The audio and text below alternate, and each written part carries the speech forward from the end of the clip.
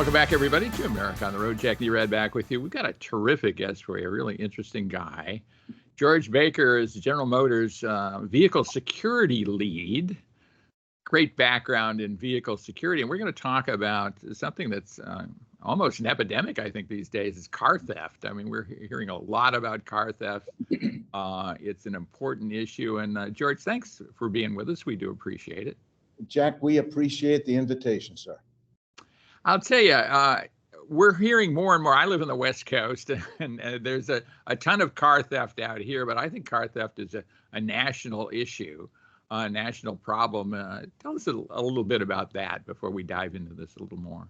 Okay, little background. Back in 2020, the National Insurance Crime Bureau's data statisticians told us that we saw some 873,000 vehicles that were stolen across the nation. Now, this was around the time of the pandemic, of course, and we were anticipating hopefully a drop off. But 2 years later, in 2022, we went from 873,000 up to over 1 million. And then in 2023, it went up even further. So it continues an upward climb, indicating that this is a real problem, which is why we now have this National Vehicle Theft Prevention Month that allows us to raise awareness about that problem and to put out some good information to avoid becoming a statistic of auto theft.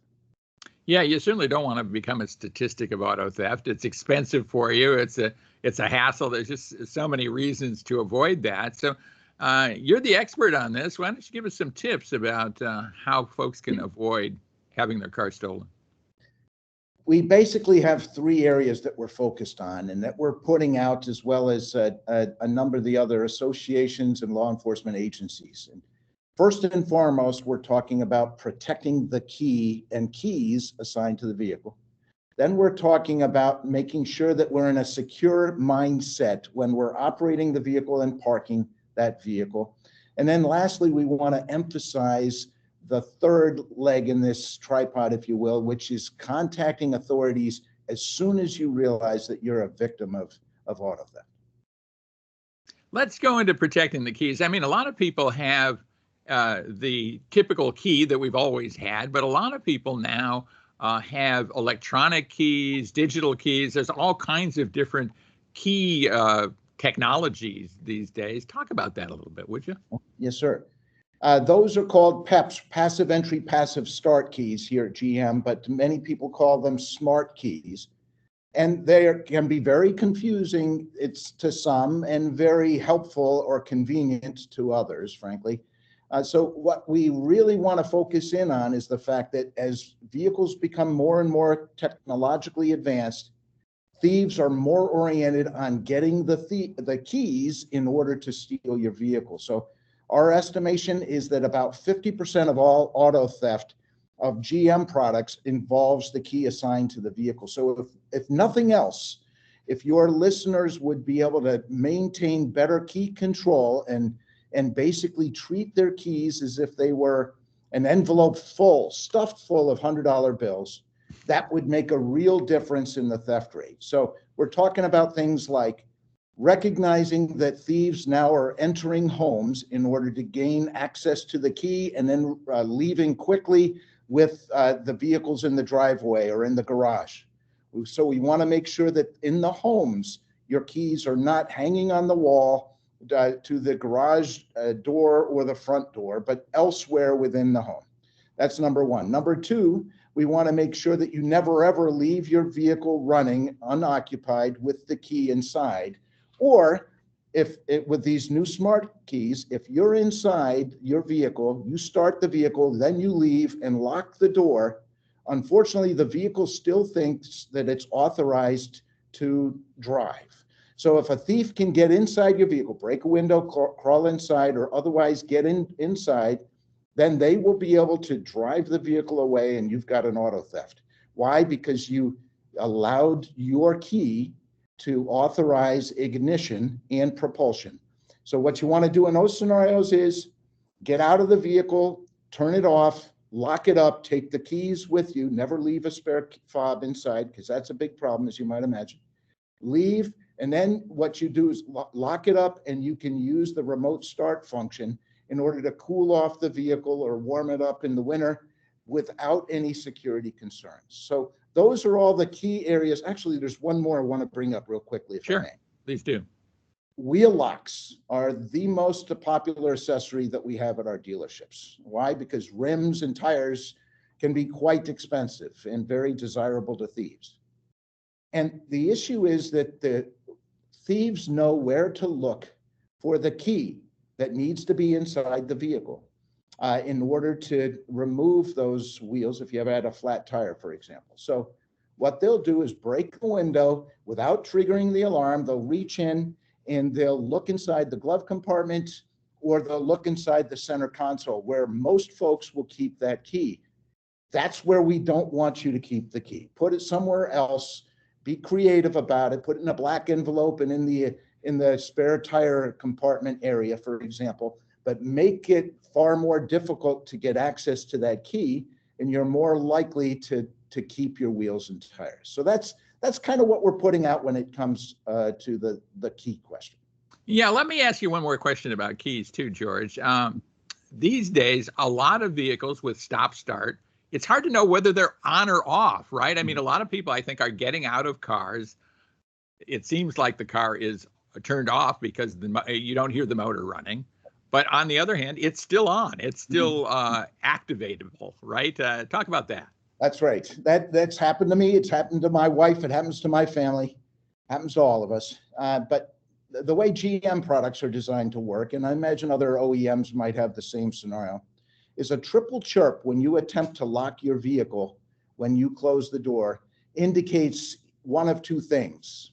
It either indicates, and it's a beep, beep, beep, very quick, but that indication tells you that you've left a fob inside the vehicle, which is a no-no, as we just described, or it means that your vehicle is still on, which means then you need to get back on there, press that button again in order to turn off the vehicle. And then when you attempt to lock up, you'll get your conventional chirp, single chirp. But it's that triple chirp that's designed to tell you that something's wrong. Yeah. Well, I guess we've gone over keys. What's the next thing that consumers should be aware of? The next thing is the mindset of security. Thinking about when you refuel your vehicle, for example, thinking about the possibility of someone entering your vehicle while you're distracted by the pump and the credit card transaction. So what I do personally, what we recommend here at GM is lock the doors and take the keys with you. Take your cell phone as well. You shouldn't be using your phone, but you should certainly be able to have it in your back pocket. So last thing you want is to open up the door after you've fueled up and realize a quarter mile down the road that there's an assailant in the back seat hidden with a knife in his hand. So we want to avoid that in a big way. So that's part of being security minded when you're operating your vehicle. Also, wherever you park, we all grew up with this recommendation, but it's valid today more than ever. Wherever you park, you want to make sure you're in an illuminated spot that's well trafficked. If there's a human attendant, for example, who can keep an eye on your vehicle, you tip that attendant. All those things are great, but you just don't want to park in those areas where you know you're going to get hit by a thief. Also, one recommendation is, and I'm guilty of this sometimes myself, our garages tend to be a bit overfull of toys and tractors and other things, but they're really supposed to be protecting our vehicles. So parking inside a garage with the door locked is very important, but don't think that just because your vehicle's inside that now you can keep the key inside the vehicle and the doors unlocked to the car, because that's a no-no.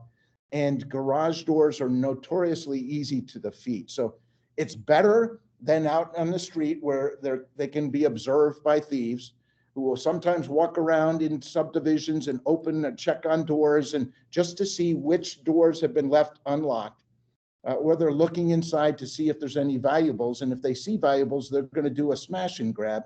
But these days now, because of these automatic or these smart keys that you mentioned, they'll get inside and actually attempt ignition. And in many cases, they're driving the vehicle away because there's a second key inside that cabin. Yeah. And one of the things I think you want to do is make your car less desirable as a theft target than every other vehicle on the street, right? I mean, that's a Well, key. to a degree, of course, we all want desirable cars, of course, and keep them clean, looking sharp, and all that kind of deal. But a lot of people think that, well, I have an older model, I have a nondescript vehicle, nobody's going to want to steal this vehicle. But unfortunately, thieves sometimes want a vehicle that is not going to be noticed. And I'm also talking about like where you park, right? Make it a less desirable place. Oh yeah, you know, the illumination. You don't want the thief to be, and the thief doesn't want to be in a place that's got a lot of light on it. They will pick a car that's in a darker area, right? That's right. That's right, Jack. You want to be in open areas that are easily seen, and if that's unavoidable, another option is to get a Lyft or an Uber to that location, and just don't drive there to begin with. Lots of opportunity for you to use your head and think with security in mind in order to avoid your vehicle being stolen. Right.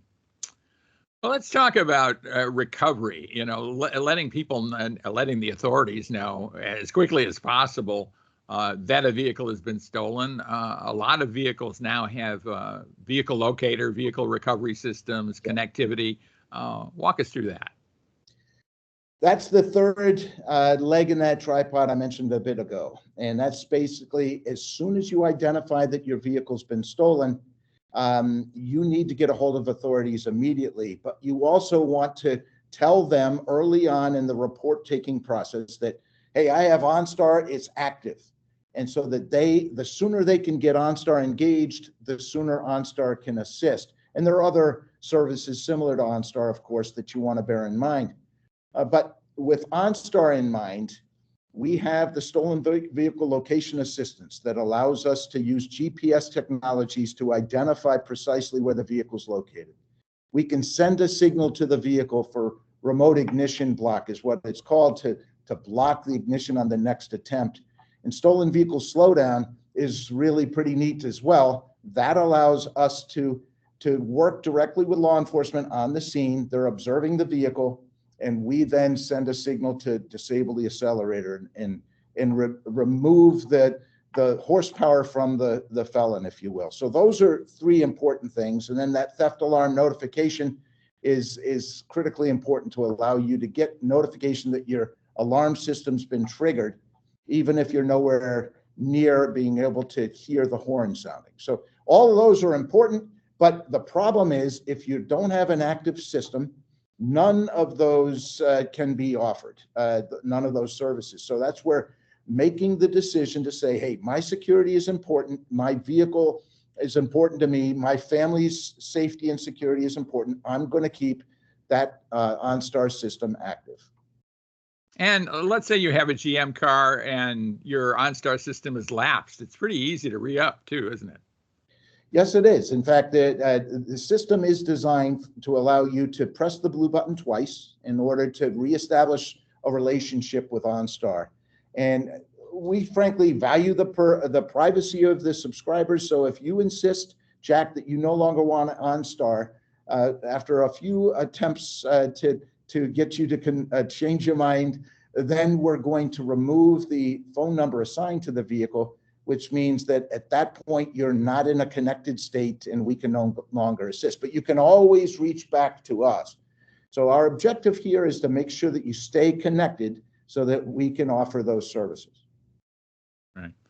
It seems like we're seeing more and more carjackings, you know, that the thieves are being more audacious, I guess you could say, or engaging in even more dangerous behavior. Is that out there?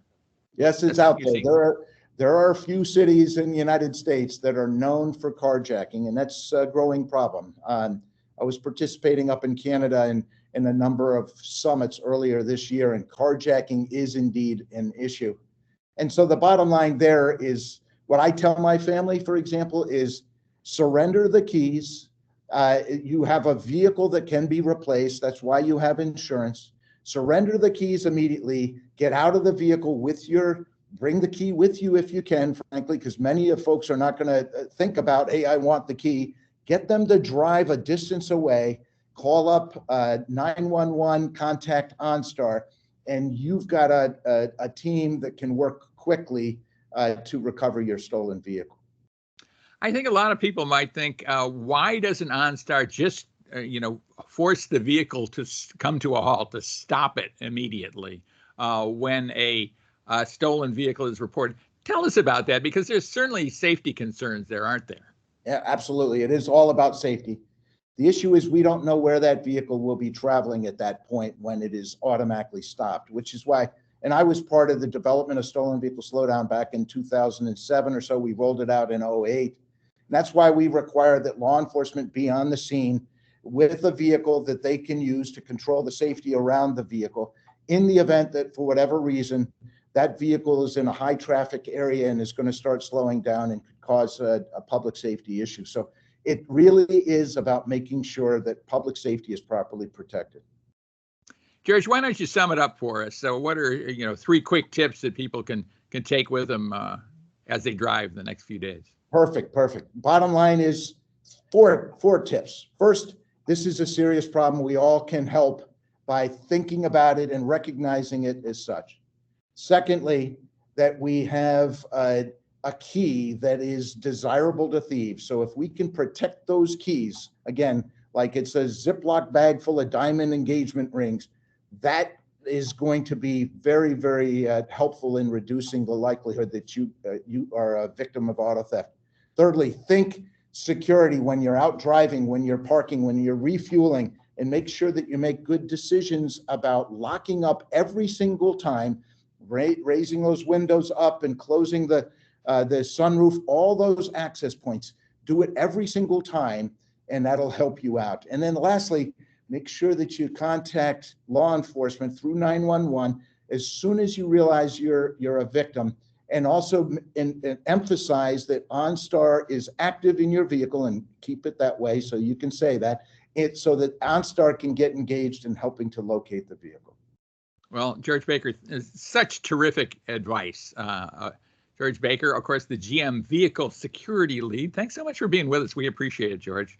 Jack, thank you so much for helping us get the word out. This is an important issue. We're passionate about it, and we hope that we've made a difference today. Absolutely. Terrific. Thanks so much for being with us, and stay with us, everybody. We'll be right back right here on America on the Road. Terrific.